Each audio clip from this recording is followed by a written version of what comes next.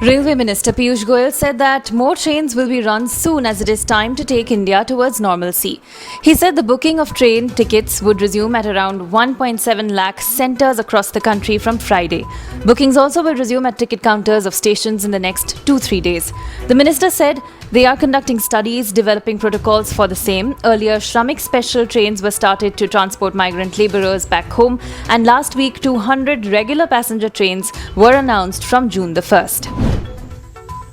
Standard operating procedures for airline passengers have been announced by the Airports Authority of India. Domestic flights can resume from May 25th. It will be mandatory for passengers to undergo screening before entering the airport terminal building and to download Arogya Setu app on their phones. Only web check-in will be allowed and baggage tag has to be printed online. Masks are also mandatory and passengers must arrive at least 2 hours earlier to the airport, among many other things. At least a dozen lives have been lost in West Bengal and Odisha due to the super cyclone Amphan that struck the Bengal coast yesterday with gusting winds of up to 185 km per hour.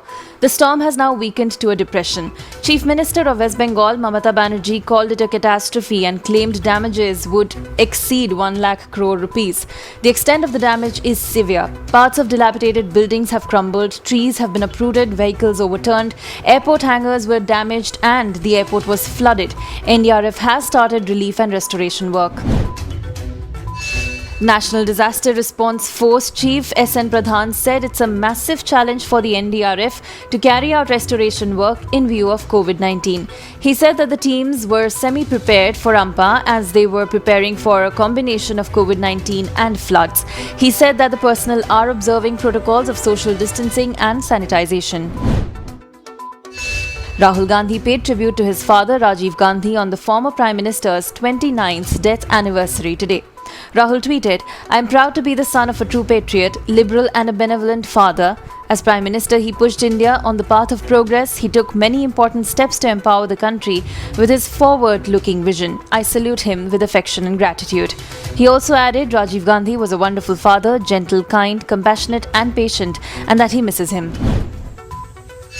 Chinese doctors are seeing the coronavirus manifest differently among patients in its new cluster of cases in the northeast region compared to the original outbreak in Wuhan. In the new cases, patients found in the northern provinces of Jilin and Heilongjiang appear to carry the virus for a longer period of time and take longer to test negative. It suggests that the pathogen may be changing in unknown ways and complicating efforts to stamp it out.